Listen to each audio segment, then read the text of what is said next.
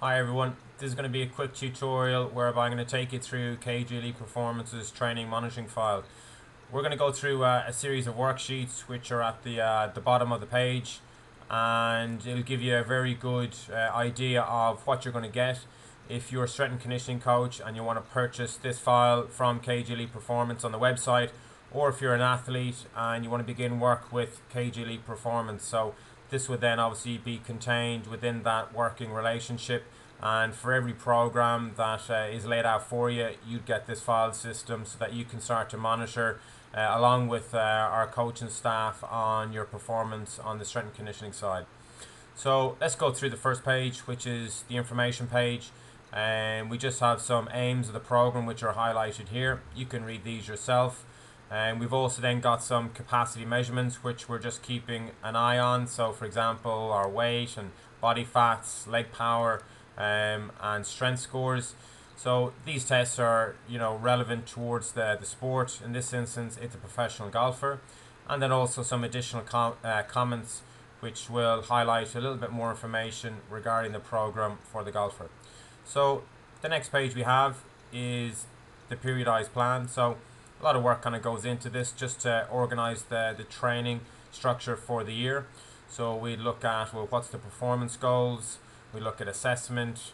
We'll then look at, well, what we're trying to achieve from an endurance, strength, the power, stability, and mobility. We'd also then start to fill in where the tournaments are throughout the year. If you were involved in a Gaelic football team, you might look at what fixtures from friendlies to competition games. And then we start to look at the training cycle from the strength and conditioning side. I'd also like to monitor where our unload weeks are, where our peaking weeks are, our testing weeks, and potentially some structured S&C camps, which would involve a little bit more S&C volume. And then the little pink boxes down here will start to give the S&C coach as well as the athlete a good idea the volume of training which will be involved for all of those different weeks of the year.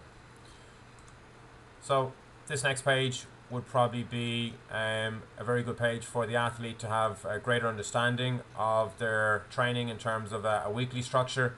This is just laid out for 1 week. Because this training block will be over 4 weeks, you can just multiply this over 3 times and manipulate the sessions which are in here.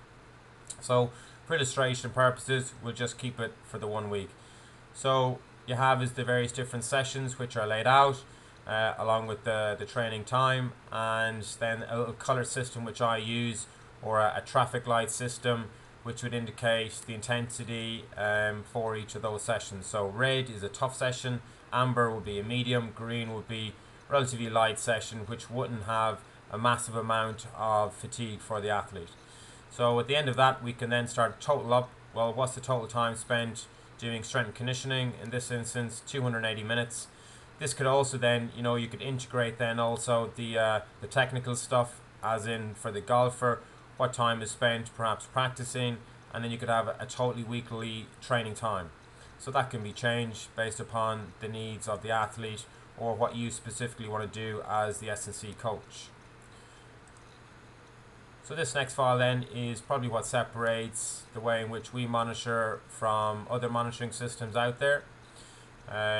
We've got our weekly sessions, session 1 right through to session 4, and we're able to then just monitor how well they're doing on some of these exercises based upon what we have contained within here. So we're using some Excel code to be able to determine what intensity level we're looking to achieve for the particular exercise we have in. So in this instance, we've got the hang power snatch, and we know their 1 RM for that is 60 kilograms.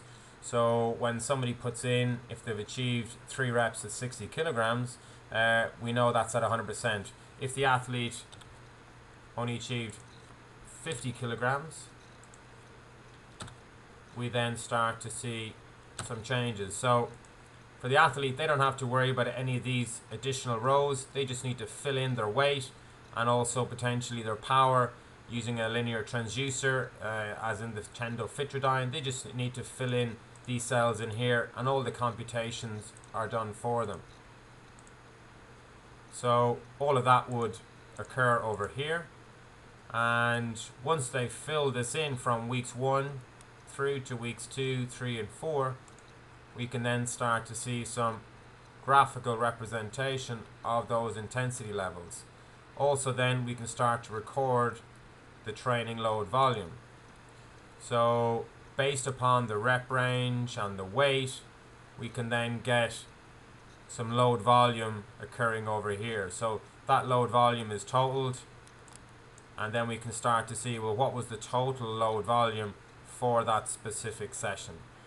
And that's going to be important when we want to try and manipulate intensities and volumes for each of these individual sessions, so that if this is going to be a high load strength session and we may have wanted this athlete to be lifting in the region of around 90% because they're at 3 rep max, if we then start to record each of these various different loads in here, and then we start to look at what was the average intensity for that hang power snatch, and he's only at 83%.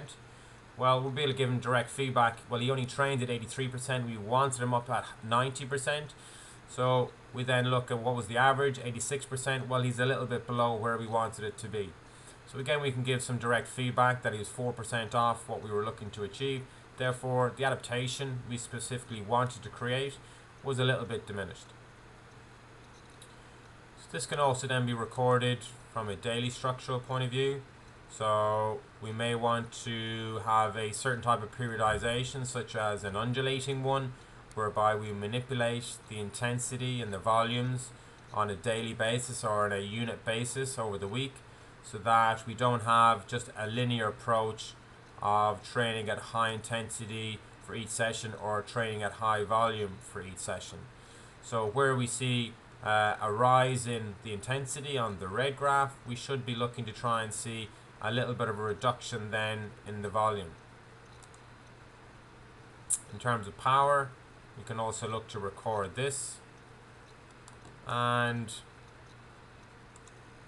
all of those little bits of code and everything essentially is being put in here. So all of this, again, the athlete or the S&C coach doesn't have to worry about this. This is all self-programmed and it takes care of itself.